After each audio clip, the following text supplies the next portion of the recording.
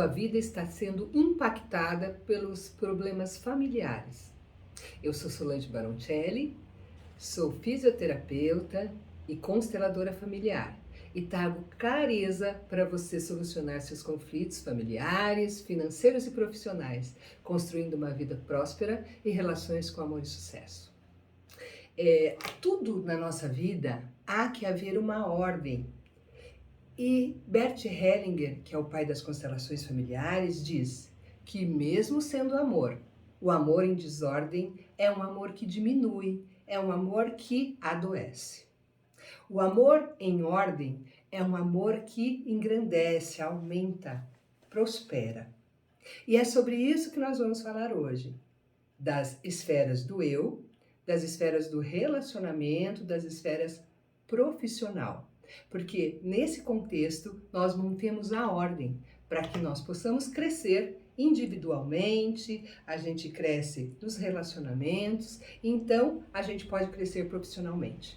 Para tudo há que haver uma ordem, porque nós temos as 3 leis sistêmicas e essas leis são leis que o sonho de qualquer pessoa seria, que tivesse um manual de vida. Um manual para quê? Para que a gente pudesse ter uma vida bonita, uma vida próspera, uma vida edificada.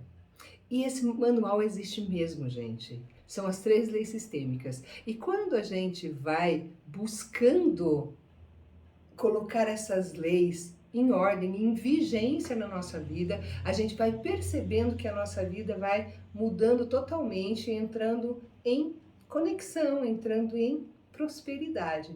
Então, esta é a minha tarefa aqui, trazer para você uma forma, tranquila, fácil, para que você possa compreender e guardar profundamente as leis sistêmicas.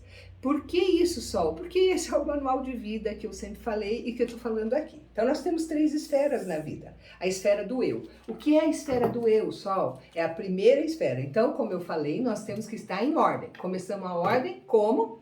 Eu cresço individualmente. Esfera do eu. O que é a esfera do eu? Vida pessoal e saúde. A esfera do eu é onde nós temos o pai, a mãe e a criança. E essa esfera é uma das esferas mais importantes e o meu trabalho é muito embasado nessa esfera. Porque a partir do momento que você está muito bem resolvida com a sua criança, com seu pai, com sua mãe, muitas coisas na nossa vida prosperam imensamente. Muitas questões estão aqui nessa esfera, esfera do eu. Essa esfera é vida pessoal e saúde. Então, tudo que diz respeito à nossa vida pessoal é nessa esfera que a gente trabalha. Como a gente trabalha aí? Pai, mãe e a criança. Quem acompanha os meus conteúdos vai perceber que eu trabalho muito a questão com pai e mãe. Por que eu trabalho muito questão com pai e mãe e com a criança? Porque é aqui, na vida pessoal, que vai trazer um crescimento individual. E esse crescimento individual vai me fazer um adulto melhor, uma pessoa melhor, alguém mais preparada para os relacionamentos e para a vida profissional. Então, tudo que eu trabalho, que trabalho fortemente, é aqui na esfera do eu. Mas o que diz essa esfera do eu? Vamos lá. Então, essa esfera do eu diz que as questões aqui, quando eu estou na minha infância. E eu vivo uma vida criancinha, nasci, papai e mamãe. E eu vou para a vida, conforme eu vou crescendo. Mas eu vou como para a vida? Eu vou, a princípio, olhando para o meu pai e para a minha mãe, de costas para a minha vida e ligadas nele. Olha lá, papai e mamãe tá aqui, vamos lá, vamos fazer um desenhinho aqui. Não sou muito boa nisso, mas vocês vão entender. Então tá lá o papai e a mamãe. Nasce aqui a criancinha, A criancinha tá aqui, sou eu aqui, pequenininho aqui. Onde é o meu lugar? O meu lugar é aqui, Por quê? Porque o papai e a mamãe são os grandes. O papai e a mamãe vieram antes. Lembra que eu falei que a gente precisa estar em ordem para o amor fluir, para o amor ser edificado? É aqui que a gente começa a entender um pouquinho isso. O que vem antes? Qual é a ordem aqui? O casal.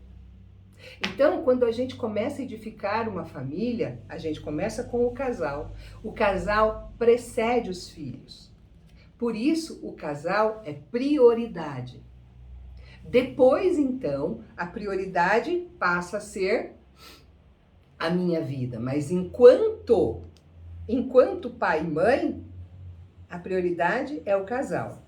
Depois a criança. Né? É lógico que quando as crianças nascem, a gente precisa priorizar a criança porque precisa de muitos cuidados. Mas à medida que a criança vai crescendo, a gente vai percebendo que essa criança ela vai cada vez menos precisando dos pais. Mas o pai e a mãe têm que estar muito certo para eles nesse contexto que o filho é prioridade, é importante, mas que o casal vem antes. O que geralmente acontece aqui?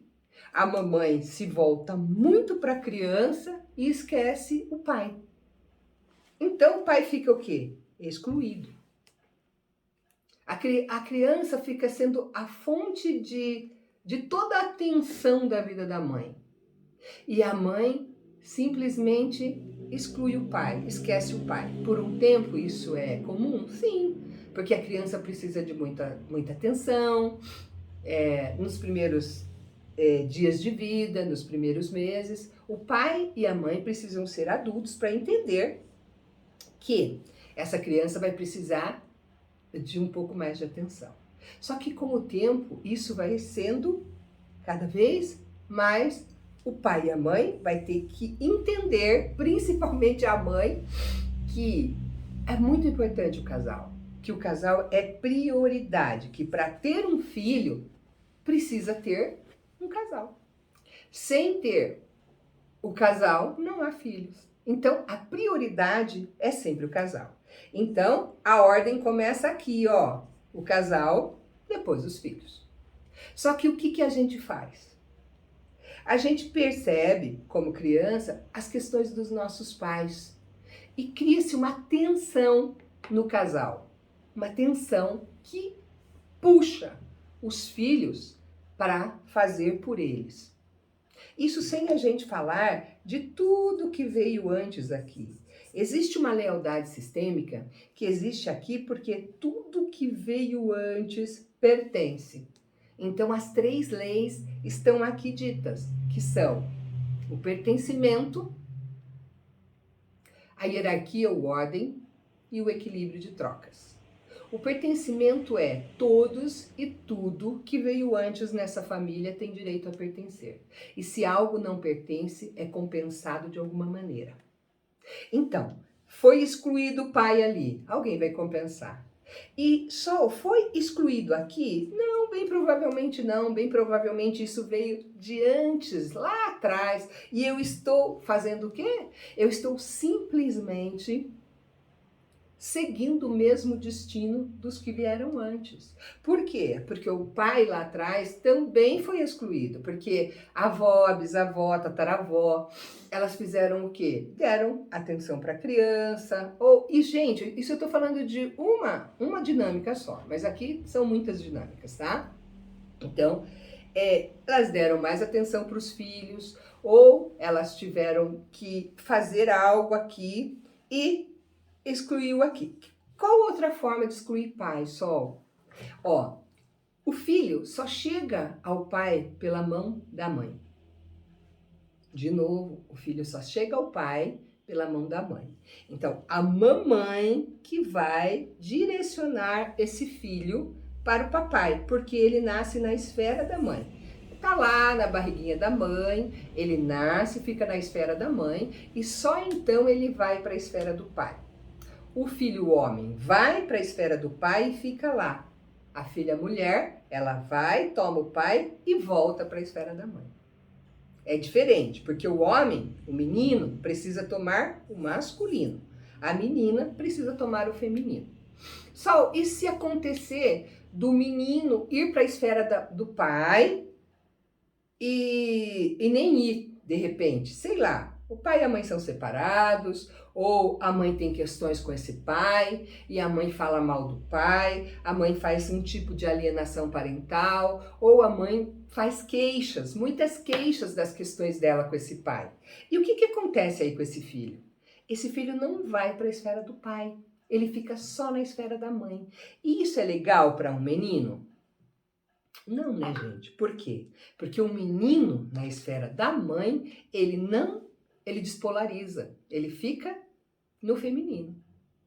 E ele não é aquele homem que toma decisões, aquele homem forte, decidido, que vai para a vida. Porque o pai é a força para a vida. É o pai que nos dá toda a força para a vida. Então nós precisamos, através da mãozinha da mãe, chegar no papai, né? E, quando meninos, ficarmos lá. Entendemos que precisamos tomar o masculino deste homem, porque ele é o pai certo para mim.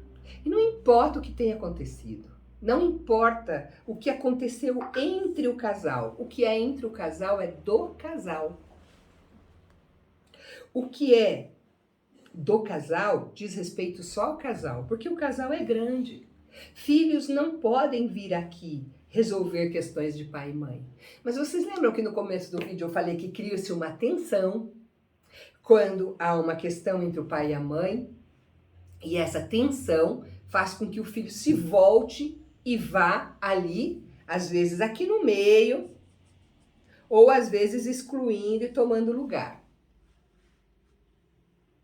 E aí, como que esse filho vai ficar aqui no meio? Ah, de repente, ele acha que o papai não é assim tão legal com a mamãe, e o filho menino vai falar o quê?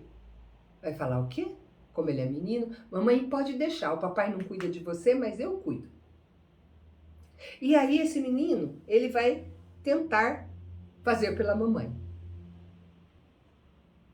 E aí ele vai conseguir? Não, né? Por quê? Porque ele é pequeno. E nós pequenos só vamos causar dor para nós também e para nossa mãe. Ou seja, nós não resolvemos a questão da nossa mãe e ainda trazemos uma questão para nós. Isso sem falar das lealdades sistêmicas, mas isso é uma lealdade à mamãe.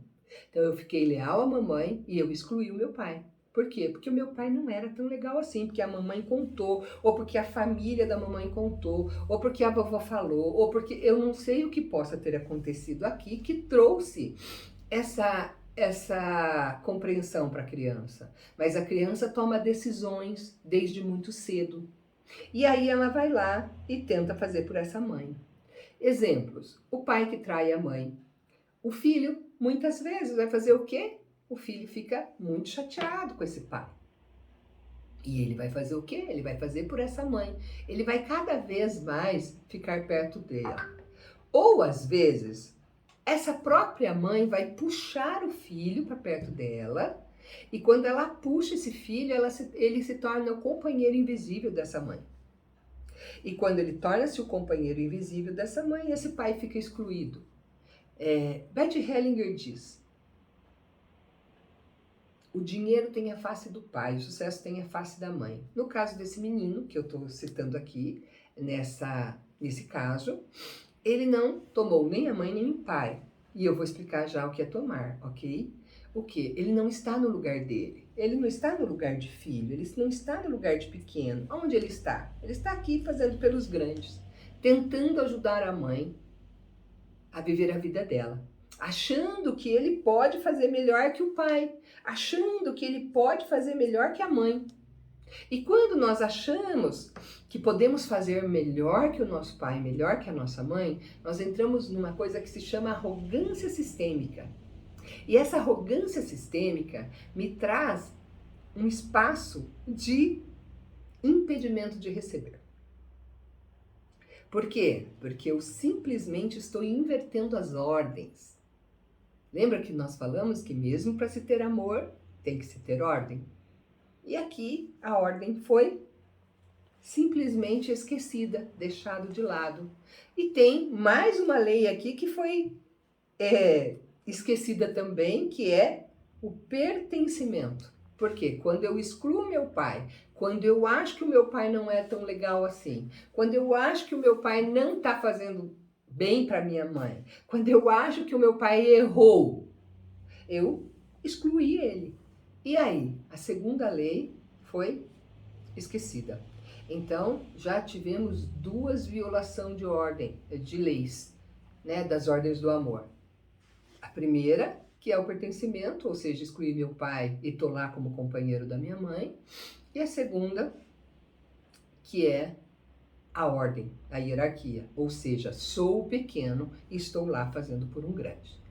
Se for uma menina, mesma coisa. Essa menina, ela sai da esfera da mãe, porque ela nasce na esfera da mãe, e ela vai para a esfera do pai. Aí ela toma o papai, toma o masculino, que é o quê? O primeiro amor, né? O primeiro amor de uma menina é o papai. O primeiro amor de um menino é a mamãe. E é assim mesmo. A gente toma aquele amor, toma o pai como pai, a mãe como mãe, e aí a gente pode crescer individualmente, e quando a gente vai para a vida, a gente pode crescer como casal, porque daí a gente direciona o nosso olhar para uma companheira. Mas se eu estou nesse espaço de fazer pela minha mãe, eu não estou disponível para uma companheira. E aí a menininha, como é que faz? A menininha é igualzinho, só que aí ela vai para o espaço, lá para a esfera do pai, se apaixona pelo pai e fica lá.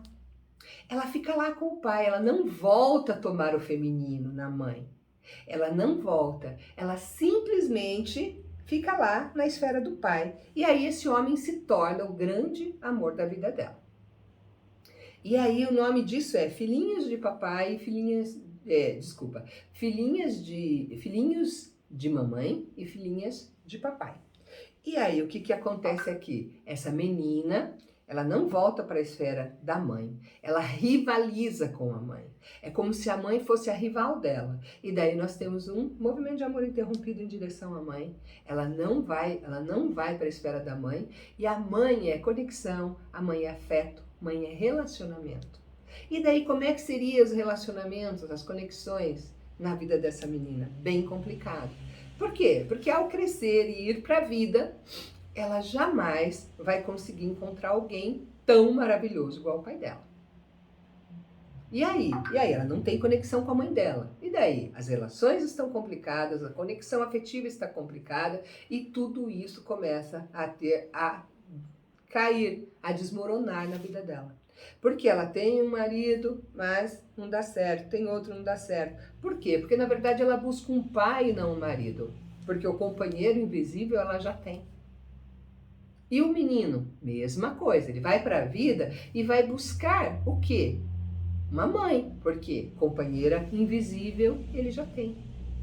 Então isso é uma dinâmica sistêmica muito comum. A gente fazer pelos nossos pais só. E eu posso fazer pela minha mãe se eu sou uma menina? Claro. Se eu tomar as dores da minha mãe, eu posso fazer por ela.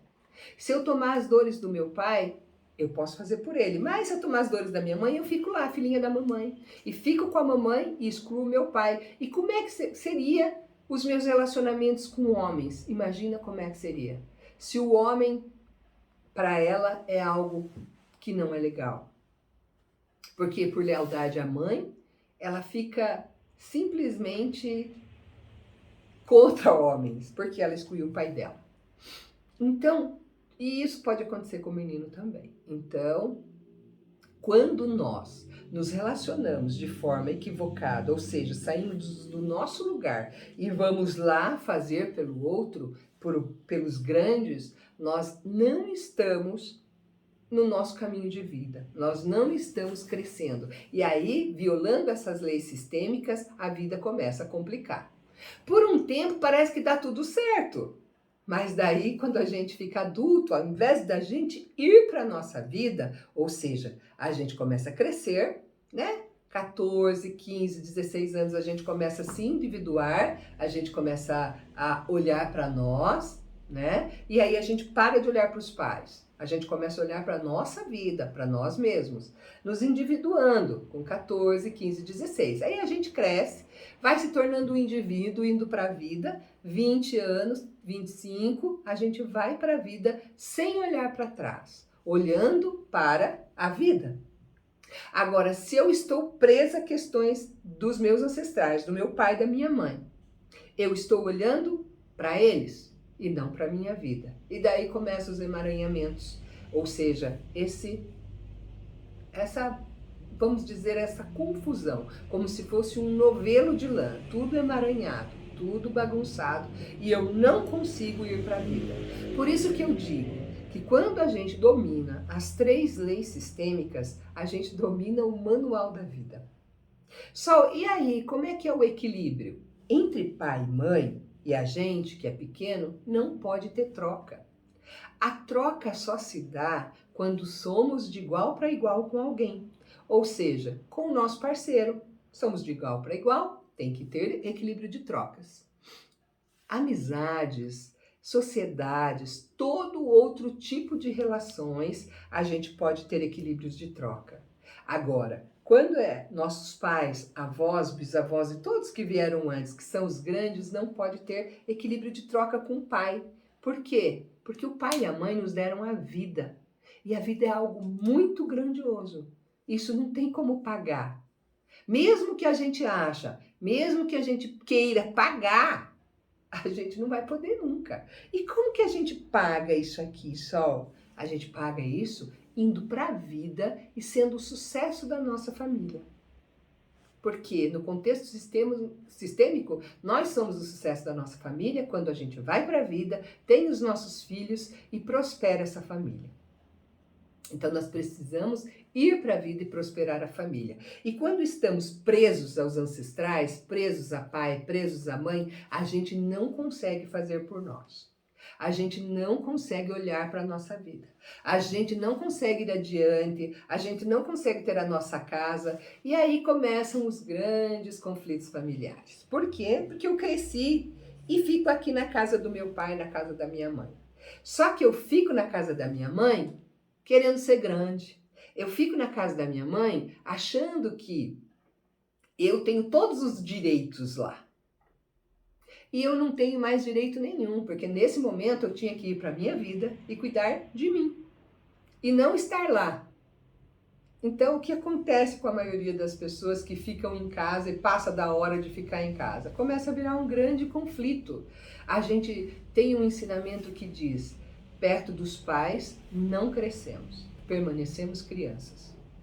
Perto dos pais não crescemos, permanecemos crianças.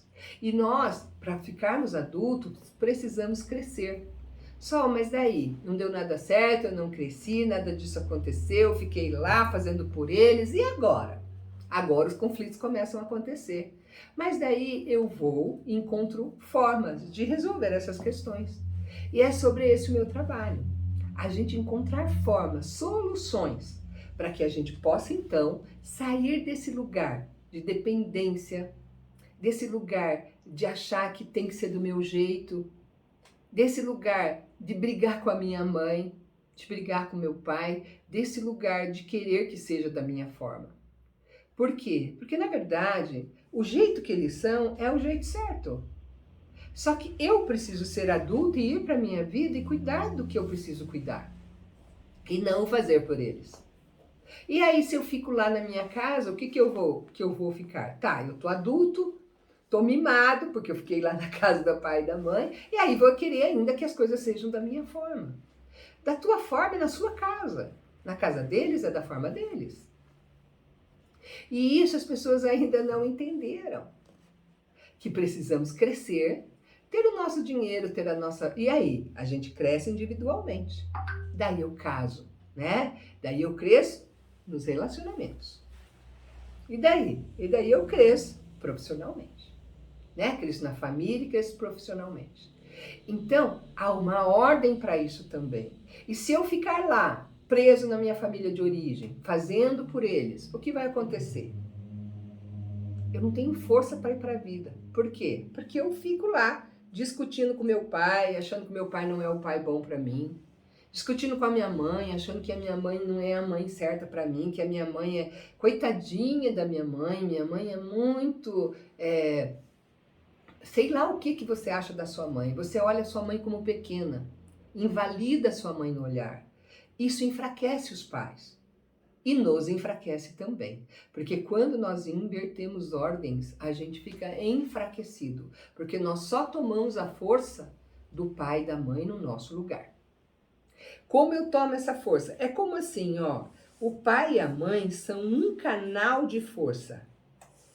O pai e a mãe são um canal de força. E esse canal de força flui até mim. Então, para que esse canal esteja fluindo o amor até mim, é um canal de força que vem ancestral aqui. Aqui tudo são canais. Para que a força ancestral chegue até mim, há que haver uma liberação desse canal. Eu preciso tomar pai e mãe. Agora, no momento que eu não tomo pai e mãe, no momento que eu invalido meu pai, que eu excluo, que eu invalido minha mãe, que eu excluo, que eu invalido qualquer pessoa dessa família, ou excluo, eu preciso fazer, porque toda exclusão pede compensação. Então vai ter que compensar. Quem compensa? Eu. E aí? Os conflitos estão aí por quê? Porque eu estou lá fazendo coisas que eu não devo fazer, invertendo as ordens, excluindo e trocando com quem não devo trocar. Quando nós discutimos ou quando nós colocamos, impelimos atributos aos nossos pais que esses pais não têm, isso faz com que a gente fique no espaço de grande. Mas e se? Mas e meu pai podia? Minha mãe podia? Aí eu já me coloquei no lugar de grande. Porque o meu pai não podia nada e a minha mãe não podia nada. Né? E se eu também pudesse perceber que as coisas que aconteceram lá no passado, elas precisam edificar e criar base para o meu futuro. As coisas, quando acontecem no passado, elas são uma plataforma de força para a gente. Com esse aprendizado, a gente pode para a vida crescer, então fazer de um jeito bom. Mas se eu fico discutindo, achando que os outros tinham que fazer diferente, que a vida tinha que ser diferente, que as coisas tinham que ser diferentes, isso não acomoda dentro de mim. E quando nada disso acomoda dentro de mim, o conflito já está ali. A gente só cresce quando as coisas ficam em paz, a gente só pode ir adiante quando as coisas que aconteceram ali no passado ficam em paz. Então lá, cresci, né? Cresci, fui para a vida, mas tem coisas que ficam aqui me incomodando, me atrapalhando, causando muito problema para mim. Só o quê? Porque assim, ó, tem muita gente que chega no consultório e fala para mim, nossa, eu não tenho nenhum problema com meu pai, eu não tenho nenhum problema com a minha mãe. Só que quando a gente abre uma constelação, aparecem coisas da infância que a pessoa nem lembra. Ah, não, mas eu não sabia que era isso. Gente, é sobre isso que eu falo. Não é sobre questões quando a gente fica adulto. Quando a gente fica adulto, a gente já resolveu muitas questões aparentemente. Mas tem questões na criança ferida, que ficou ferida, ou uma criança que profetizou algo ou alguma promessa que você fez aos seus pais e você fica preso àquilo. E você nem lembra mais que aquilo existiu. E quando a gente abre uma constelação, a gente pode olhar essas lealdades sistêmicas que às vezes é muito anterior a isso. Essas lealdades podem ser de muitas gerações, 10, 11 gerações. E a gente abre um campo de constelação e pode sim olhar para essas lealdades sistêmicas, que a gente chama de amor cego. É o amor que se sacrifica pelo outro e não que edifica a vida, que é o amor sábio. O amor sábio edifica a vida, cresce a vida. É mais, aumenta. O amor cego é um amor que se sacrifica pelo outro. É um amor que faz a qualquer custo. Por amor, eu fico aqui. Então, qual seria a solução, Sol? A solução é, eu sofro com você. Esta é a solução. E não eu sofro por você. Porque sofrer com o outro é um sinal de grandiosidade sua, de empatia, de amor de verdade. Você vê o sofrimento do outro e se compadece disso. E tá tudo bem. Agora, se eu sofro pelo outro, é como se eu dissesse: o outro não dá conta de fazer, eu dou. O outro não pode, eu posso. O outro não sabe, eu sei. E isso, volto a dizer, é arrogância sistêmica. Porque o meu pai dá conta sim, a minha mãe dá conta sim, o meu avô, minha avó. Mas a minha mãe nasceu tadinha, ela perdeu os pais muito cedo. E ela não teve pai, não teve mãe. E aí eu fiquei com tanta dó da minha mãe. Puxa, que vida triste que a minha mãe pode ter tido, né? E aí o que eu faço frente a isso? Eu vou ser mãe da minha mãe. Eu vou querer diminuir o sofrimento dela. Por quê? Porque a minha mãe não teve pai, a minha mãe não teve mãe. Gente, isso não existe. A mamãe tem pai, a mamãe tem mãe, a mamãe tem tudo. Se a gente dá um lugar na alma e no coração, essa pessoa está ali. E dizer que não, que só porque morreu no contexto aqui, não existe, é uma exclusão. Então, quando a gente exclui alguém ou algo, alguém vai compensar. Então, excluiu a vovó, eu vou compensar. Por quê? Porque eu tenho uma imagem dessa avó, desse avô. Eu tenho uma imagem dessa mãe. Qual é a imagem que você tem da sua mãe? Uma mulher forte, uma mulher vencedora, uma mulher que dá conta ou que você precisa fazer por ela? Então, alguns clientes meus tinha o caso de uma mãe, porque a mãe perdeu o pai muito cedo e ela teve que cuidar de tudo sozinha, e ele tinha uma percepção de uma mãe sofredora, de uma mãe que sofria, e ele sofria por ela, né? Mas depois ele viu que não, era uma mãe muito forte, era uma mãe que tinha dado conta de coisas maiores. Só que isso é só frente a uma constelação ou a uma reconfiguração sistêmica que a gente pode olhar de uma outra maneira para a mesma história e criar uma nova imagem. Uma imagem, então, que olha para essa mulher com muito amor e vê o quanto essa mulher foi forte e o quanto eu também posso ser, ao invés de ficar na vítima compadecido dessa mãe. Então, como que isso se acomoda dentro de mim, Sol? No momento que eu digo sim a tudo o que foi e como foi. Porque não adianta eu brigar com o passado, eu preciso estar em paz com tudo que aconteceu comigo. Mas, Sol, aconteceram tantas coisas difíceis, você nem imagina. Sim, essas coisas difíceis, é como eu disse, elas precisam servir de plataforma, de aprendizado, para que você tenha uma grande força para a vida. E isso tudo, você tomando seu pai como é, sua mãe como é, e esses aprendizados serem uma plataforma, você pode então fazer um vídeo de quem sabe desses, né? Ou isso edificar a sua profissão. Por quê? Porque você aprendeu tanto com aquilo que aquilo pode ser passado adiante. Ensinar pessoas que não têm aquele conhecimento. E como você faz isso? Você faz isso a partir do momento que você olha para tudo que você viveu e faz as pazes com tudo que você viveu. E diz sim para tudo como foi. E as questões só que se repetem e eu não consigo sair. Como se essas coisas fossem incrível, eu faço tudo e não consigo sair do lugar. Aí sim tem uma questão a ser olhada numa constelação familiar, aonde você vai ver a qual ancestral você está leal e qual é a questão do script que você está ali seguindo.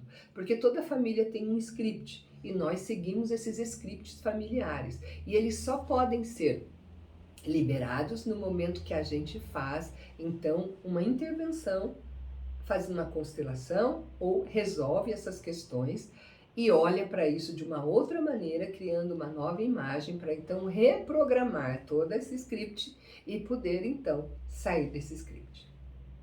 Não fazer melhor, mas fazer diferente, um pouquinho diferente. Com permissão, com amor, olhando com tudo para tudo com muito amor, mas não o amor cego, que se sacrifica, o amor sábio que edifica. Ok? Tá bom? Pessoal, legal. Agora você só fala assim, para finalizar, o Léo deixou o vídeo gravando, que a gente vai fazer o corte. Você olha para o vídeo e fala assim, ó, se você gostou desse vídeo, deixe seu comentário, curta, compartilhe. Até o próximo. Até o próximo vídeo. Faça a tua despedida natural. Tá bom. E se você gostou desse conteúdo, se você acha que isso ajudou você, compartilhem, mande para os seus amigos, para os inimigos também, pode ajudar bastante. E fiquem com Deus, até o próximo vídeo. Tchau!